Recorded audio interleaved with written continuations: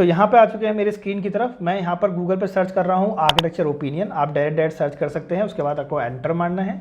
आपको मेरी वेबसाइट दी जाएगी architectureopinion.com, ठीक है, आपको उस पर क्लिक करना है। अब आप देख सकते हैं कि मेरी वेबसाइट जो है वो ओपन हो गई है। यहाँ पे आपको कुछ नहीं करना, ये आई होप सो कि आप लोगों ने देखा होगा, great architects come to this page. बहुत ही ज़्यादा सोच समझ के मैंने इस पेज को बनाया है, आप लोग ज़रूर से इसको चेकआउट कीजिएगा। यहाँ पे बुक्स की जो है वो लाइब्रेरी है अच्छी खासी। यहाँ पे आर्किटेक्चर लैपटॉप्स आप लोगों को देखने को मिल जाएंगे, यहाँ पे ऑफिस वर्क देखने को मिल जाएगा, लेकिन फिलहाल हम उसकी बात नहीं कर रहे।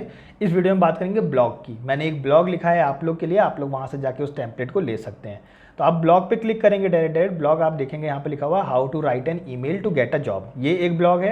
एक ब्लॉग है यहाँ पर बाथरूम एंड टॉयलेट डिटेल्स की, एक है बेस्ट लैपटॉप फॉर ऑटोकैड इन 2022, ठीक है। तो इस तरीके के मैं ब्लॉग्स जो है वो जनरली लिखता रहता हूँ, जो कि चीज़ हम बोल नहीं सकते, जिनकी कि आपको ज़रूरत होती है, वो ब्लॉग आप ज़रूर से टाइम टू टाइम चेकआउट करते रहा कीजिए मेरे इस architectureopinion.com वाली वेबसाइट पे।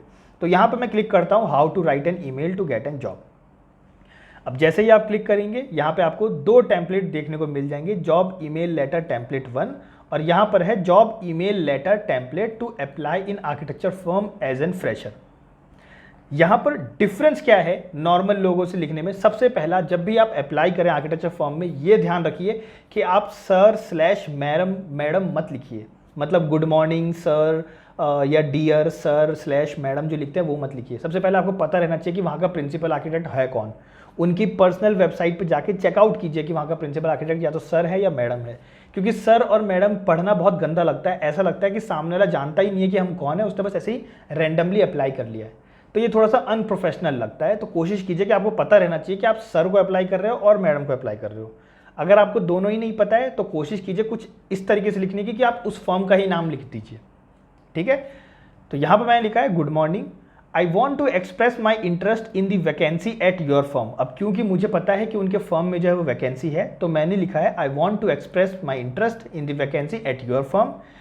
Recently I came to know that XYZ studio, मतलब कि यहाँ पे आपको अपने किसी फर्म का नाम लिखना है, जिस भी फर्म में आप अप्लाई कर रहे हो, कि recently I came to know कि ये जो फर्म है is an architecture firm that believes architecture is a art and science of creating an optimal sustainable and beautiful environment for the people. अब ये जो लाइन है आपको जनरली यहाँ से ये बिलीव से लेके ये पीपल तक, ये जनरली आपको बहुत सारे आर्किटेक्चर की जो वेबसाइट होती है, फर्म की जो वेबसाइट होती है, वहाँ पर वो ऑलरेडी अपनी आइडियोलॉजी हर एक आर्किटेक्ट शेयर करता ही करता है। तो इसी तरीके से मैंने ये जो लाइन है वो उनकी ही वेबसाइट से कॉपी की है। मतलब कि बहुत सारे आर्किटेक्चर फर्म की जो वेबसाइट होती है वहाँ पे आप देखोगे कि वो जो आर्किटेक्ट होते हैं वो अपनी आइडियोलॉजी शेयर करते हैं कि मेरा बिलीफ ये है, मैं इस चीज़ को मानता हूँ, है ना, या मेरा बिलीफ ऐसा है, मैं इस चीज़ को मानता हूँ, या मैं ये काम करता हूँ। तो उनकी जो आइडियोलॉजी होती है ना, वो आपको डायरेक्ट यहाँ पे कॉपी करनी होती है, ताकि उनको समझ में आ सके कि हाँ आप उनकी वेबसाइट को पर्सनली विजिट करे हो और उनको ही आप अप्लाई करना चाहते हो, इसलिए इतना पर्सनलाइज्ड मेल आप उनको लिख के दे रहे हो, ठीक है। फिर यहाँ पर आप लिखोगे and for this XYZ firm, again उनके फर्म का नाम लिखोगे, has a great team too, उनकी ग्रेट टीम है, who is committed to building a great environment and enhancing people life through architecture design and designing interior space. I also want to be a part of this team by showing my skills and knowledge under the supervision of such a great team or a great firm. If you are looking for a talented and creative newly qualified architect, then you can consider me. तो यहाँ तक जो है आप first जो दो para हैं आपने उनके बारे में लिखा है, और आपने लिखा है कि अगर आप मतलब आप जानते हैं कि उनके पास वैकेंसी है, आप ये जानते हो कि उनके आइडियोलॉजी क्या है, और आप ये जानते हो कि उनकी बहुत अच्छी टीम है जिसको कि आप ज्वाइन करना चाहते हो और उनके अंडर काम करना चाहते हो। उसके बाद अब आप लिखोगे अपने बारे में कि आप कौन हो। I have done my graduation with a bachelor of degree, और ये सारी चीज़ें आप लिखोगे। I have almost 1+ year of experience in architecture field excluding internship। अगर आपका including internship हो रहा है तो आप including internship लिख सकते हो। मैंने excluding लिखा है। excluding का मतलब होता है कि 6 महीना हटा के मेरे को 1 साल का एक्सपीरियंस है। उस टाइम पे तो खैर 0 साल का था, लेकिन ये अब क्योंकि रिसेंट है मैंने थोड़ा सा आप लोगों के लिए चेंज करके बनाया है, ठीक है। मैंने एग्जैक्ट अपना ही मेल आप लोगों को कॉपी करके नहीं दिया है, क्योंकि मेरा भी कुछ का कुछ पर्सनल रहना चाहिए, तो मैंने अपनी तरफ से बनाया है, तो ये आप चीज़ें लिख सकते हो, ठीक है। I had done my own real projects small scale residence in which my scope of work is to give architecture plan, working drawing with framing plans. मतलब कि मेरा जो स्कोप ऑफ वर्क था, जो मैंने छोटे प्रोजेक्ट्स किए थे मेरे खुद के, उसमें आर्किटेक्चर प्लान देने का मेरा स्कोप ऑफ वर्क था और वर्किंग ड्राइंग देने का था। तो ये चीज़ें मैंने लिखी हैं, ठीक है। तो इस तरीके से आप लोग को लिखना होता है। तो कोशिश कीजिए कि जब भी आप मेल लिखें तो सबसे पहले आप उनके बारे में लिखें, उसके बाद अपने बारे में लिखें, ताकि उनको ये समझ में आए कि आप उनको पर्सनलाइज करके मेल लिख रहे हैं, उनको पढ़ने में अच्छा लगे। यहाँ पे बात करते हैं दूसरे टाइप के मेल की। ये जो टाइप है ये पर्सनली मेरा फेवरेट है और इसको मैंने बहुत सोच समझ के लिखा है। कोशिश कीजिए कि आप लोग भी इससे ही मिलता जुलता या इससे थोड़ा सा डिफरेंट या थोड़ा सा ऐड करते हुए ही लिखें, ताकि आपके चांसेस ज़्यादा से ज़्यादा बढ़ जाएं। और इस पर्टिकुलर मेल की वजह से इसमें मैंने एग्जैक्ट सेम मेल नहीं लिखा है, थोड़ा सा चेंजेस किया है, लेकिन इसी टाइप के मेल की वजह से मेरे को उन 2 फर्म से रिप्लाई आया था, जो कि था इंडियाज़ फर्स्ट ग्रीनेस्ट स्टूडियो और दूसरा मेरा फेवरेट जो था वो। तो इस टाइप के मेल की वजह से आया था। तो यहाँ पर मैं आप लोग को पढ़ के बताना चाहूँगा कि मैंने इसमें क्या लिखा है। रिस्पेक्टेड सर, अब यहाँ पे आपको बी स्पेसिफिक विद सर और मैम, ये आपको याद रखना है, ठीक है। और मैम भी इस तरीके से लिखना है, इट्स नॉट MAM मैम, ठीक है। आपको मैम इस तरीके से लिखना होता है, ठीक। I am writing this letter to bring your attention that I, Shadab Ahmed, have done my Bachelor of Architecture from XYZ University, Jaipur, Rajasthan. और ये आप अपनी जो भी लोकेशन है वो सब लिखोगे। I want to join your firm as a junior architect। कभी भी आप जब मेल लिखो तो इस चीज़ को, जो आप करने के लिए जो आपकी सब्जेक्ट लाइन होती है ना, उसको हमेशा से बोल्ड लिखो, ताकि उनको पता रहे कि आप एग्जैक्ट में चाहते क्या हो। ये सारी बातें बोल दी, लेकिन चाहते क्या हो वो चीज़ आपकी बोल्ड रहनी चाहिए। तो हम चाहते ये हैं, ये सारी बात बोलने के बाद, कि हमारी जॉब, मतलब हमें वो जॉब रोल दे दो, ठीक है, हम ये चाहते हैं। तो वो चीज़ इसलिए मैंने बोल्ड में लिखी है। अब यहाँ पर मैंने क्लियरली, आप एक चीज़ देखोगे, वो लिखा है why I want to join your firm. मैं आपका फर्म क्यों ज्वाइन करना चाहता हूँ वो मैं आपको बताता हूँ, ठीक है। तो यहाँ पर मैंने ये चीज़ स्पेशली लिखी है।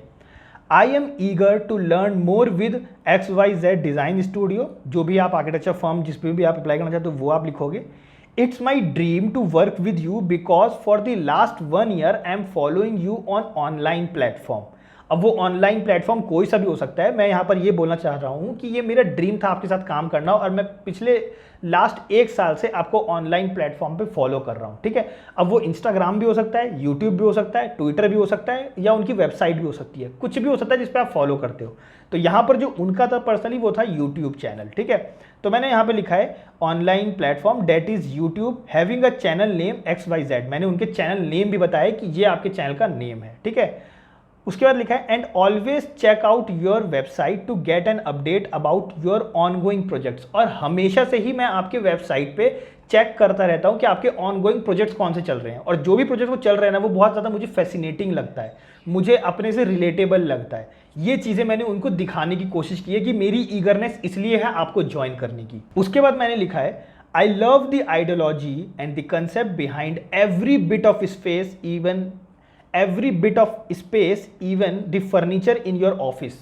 एक्चुअली में क्या था कि वो जो ऑफिसेज हैं, ये जो 2 ऑफिसेज की मैं बात कर रहा हूँ, जो फर्म या स्टूडियो की मैं बात कर रहा हूँ, उनमें ना जो फर्नीचर, जो हम जनरली चेयर लेते हैं ना, ऑफिस चेयर होती है जनरली, आप कहीं भी देखोगे, लेकिन उनके ऑफिस चेयर नहीं थे। उन्होंने ह्यूमन पोस्चर के अकॉर्डिंग खुद से डिज़ाइन करवाया था, खुद से कारपेंटर से डिज़ाइन करवाया था, और उसको भी डिज़ाइन किया था खुद से बैठ के कि कैसे होना चाहिए, कैसे थकान नहीं लगेगी, कैसे क्रिएटिव आइडिया आता है वो चीज़। तो वो उन्होंने मतलब वुड कारपेंट्री करवाई थी, वुडन कारपेंट, मतलब कि उन्होंने वुड से उस फर्नीचर को बनवाया था।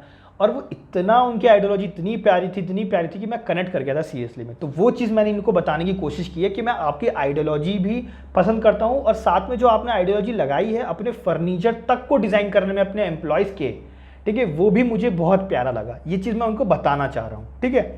तो यहाँ पे मैं लिखा है every bit of space, even the furniture in your office, the concept behind the design chair. जो डिज़ाइन, जो कंसेप्ट आपने लगाया था चेयर को डिज़ाइन करते वक्त, वो भी मुझे आइडियोलॉजी बहुत पसंद आई। Even a lot more than that, और उससे भी ज़्यादा बहुत कुछ है जो मुझे पसंद आया था, ठीक है। और फिर यहाँ पे मैंने आगे लिखा है to be very honest there are only 4 or 5 firms which I love to become a part of, in which you are the one, ठीक है।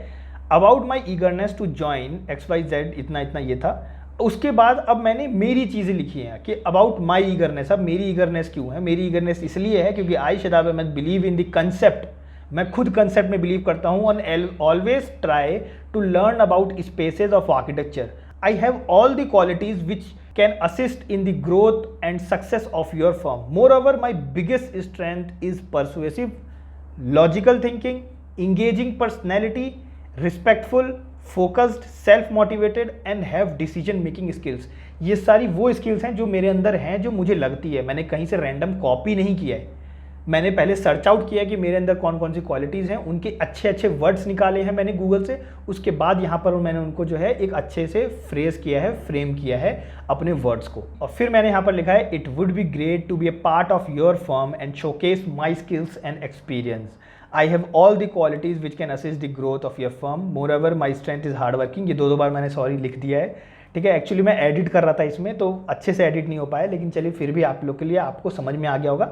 आपको एक बेसलाइन मिल गई होगी किस टाइप से मेल लिखते हैं, क्योंकि अभी तक तो आप ब्लैंक हो गए, आप किसी के भी रैंडम किसी के भी मेल को उठा के कॉपी करके पेस्ट करके और लिखने की कोशिश कर रहे होगे, लेकिन आपको एक बेसलाइन मिल गई कि क्या लिखना है। और इवन मैंने नीचे क्लियरली लिखा है thank you your sincerely Shadab Ahmad. जो भी आपका नाम है वो लिखोगे, मोबाइल नंबर लिखोगे और परमानेंट एड्रेस आपका न्यू दिल्ली है और करेंटली लिविंग इन, अभी आप कहाँ रह रहे हो, वो जयपुर है। और उसमें भी आप ब्रैकेट में चाहो तो ये लिख सकते हो कि आप रेंटेड में रहते हो, क्योंकि फॉर्म्स को ना इस चीज़ से फ़र्क पड़ता है कि आप रेंट पे रहते हो या आप परमानेंट अपने लोकेशन पे रह रहे हो या आप होम टाउन में रह रहे हो, उनसे फ़र्क पड़ता है। उन्हें ये पता चलता है कि आप लॉन्ग टर्म रहोगे कि नहीं रहोगे।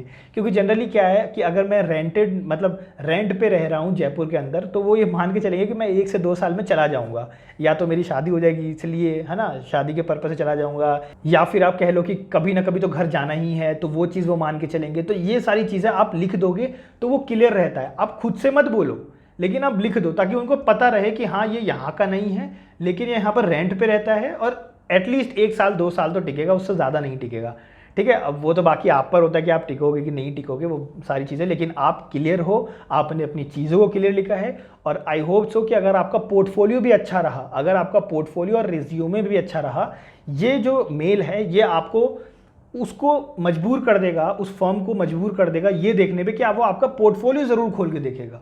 अब बाकी अगर आपका पोर्टफोलियो और रिज्यूमे अच्छा रहा तो फिर आपकी जॉब जो है वो उन 50 बच्चों में सबसे पहले आपकी लग जाएगी। अदरवाइज आपको अपना पोर्टफोलियो या फिर रिज्यूमे जो है वो इम्प्रोवाइज करना होगा। एंड आई होप सो कि आप में से बहुत सारे स्टूडेंट्स होंगे जो कि मेरे से भी अच्छा मेल लिख सकते हैं इसको देखने के बाद, या हो सकता है आप लोग मेरे से अच्छा लिख पाओ। तो ऑल दी बेस्ट, ज़रूर से आप मेरे से भी अच्छा लिखो, आप और अच्छा सर्व करो इस नेशन को, और आप और अच्छा सर्व करो अपने आर्किटेक्चर फर्म को, अपने नेशन को। And all the best, hopefully कि आपकी जॉब लगे, एंड होपफुली कि आपको ये वीडियो भी अच्छी लगी होगी। एंड गाइज अगर आपको वीडियो अच्छी लगे तो एक प्यारा सा कमेंट कर सकते हो, क्योंकि ये सब चीज़ें भी शेयर करने में थोड़ा सा लगता है कि शेयर करना चाहिए या नहीं करना चाहिए। तो गाइज आप ज़रूर से एक प्यारा सा कमेंट कर सकते हो और लाइक कर सकते हो। Thank you.